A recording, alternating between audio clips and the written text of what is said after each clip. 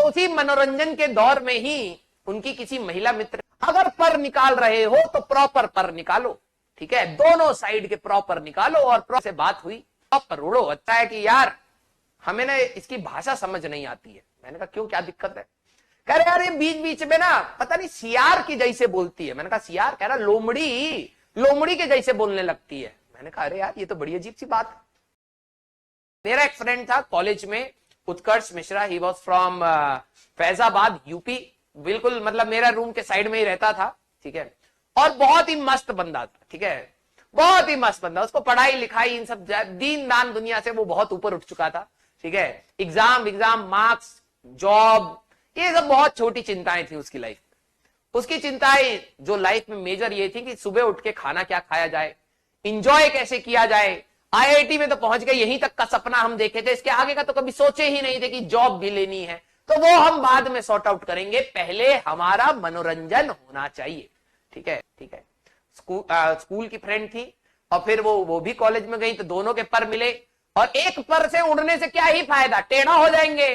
तो उनके पूरे पर उन्होंने हमको एक बात बोली, देखो भाई, लोग कहते हैं कॉलेज में जाने के बाद पर निकलते हैं, तो अब देखो या तो पर एक साइड का निकालोगे या तो दूसरे साइड का निकालोगे, है ना, लेफ्ट या राइट।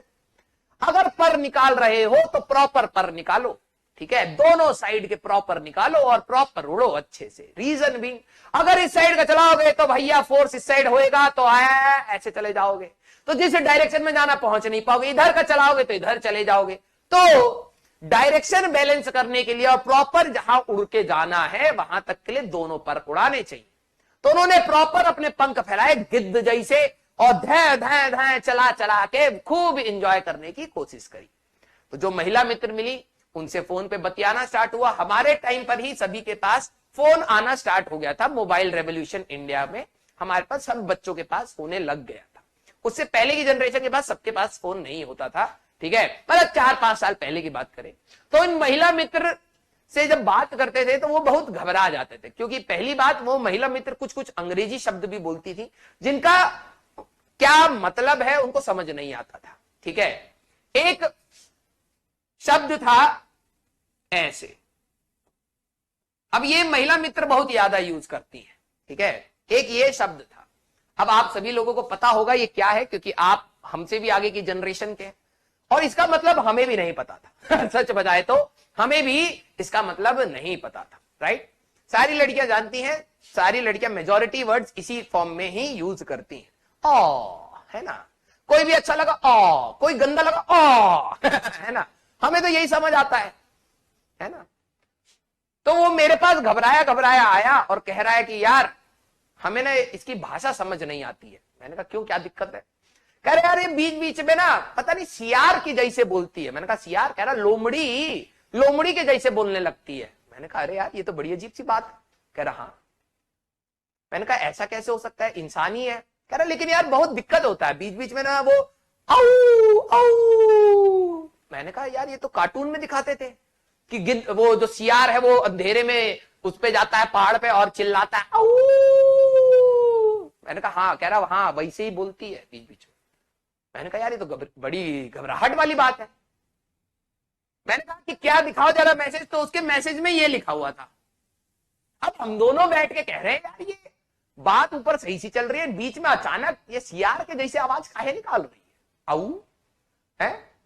तो हम दोनों कह रहे हैं आऊ है, ओ है, क्या है समझ नहीं आ रहा। तो हमने एक और अपने मित्र से संयोग मांगा कि भाई प्लीज हमको ये समझाइए कि यहाँ पर क्या दिक्कत क्या है। महिला मित्र को रेबीज है? काट गया सियार।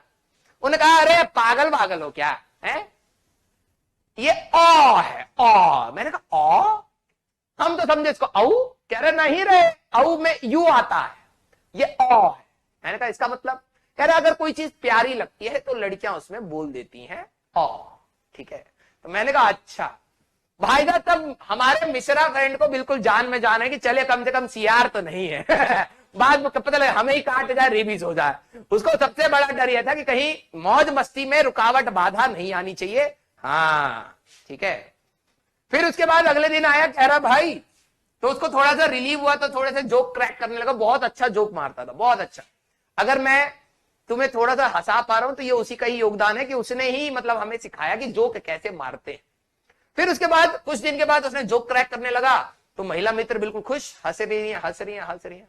तो कह रहा है यार देखो सब कुछ सही चल रहा है, लेकिन बीच बीच में वो हमको गरिया देती है। मैंने कहा गरिया देती है काहे? कह रहा मुझे ऐसा लगता है कि हमारा जोक ना कई कई चीज उनको समझ नहीं आता है। मैंने कहा अच्छा ये भी हो सकता है, कईयों को नहीं समझ आता, होता है, ठीक है, हमें भी नहीं आता तुम्हारा। मैंने कहा लेकिन तुम्हें गरियाती कहते हैं, गाली वाली देती हैं? कहते नहीं यार हमको लुल लुल कहती रहती हैं। मैंने कहा यार ये तो गलत बात है, ये बात तो गलत है। हम देखे फिर से मैसेज, तो उसमें ऐसे लिखा था, ठीक है, इसको तो हम देखे थे, इसको हम देखे थे, ठीक है। मैंने कहा ये लुल नहीं कह रही हैं तुमको, पगले लॉल कह रही हैं। कह रहा ये क्या होता, बड़ा लुल? मैंने कहा नहीं रे, लॉल मतलब हंसे, वो हंस रही हैं, तो बड़ा खुश हुआ। फिर उसके बाद कारवा आगे उन्होंने अपना आगे बढ़ाया, ठीक है। ठीक है, सब मसाला है, फालतू में हंसाने के लिए था तुम्हें, ठीक है। लेकिन हाँ मेरा फ्रेंड जो उत्कर्ष मिश्रा था, he is a very nice guy. अगर इन फ्यूचर अगर मैं कभी, मतलब मैं कई बार सोचता हूं कि मैं अपने स्टूडेंट्स को ना लाइफ जीने के मतलब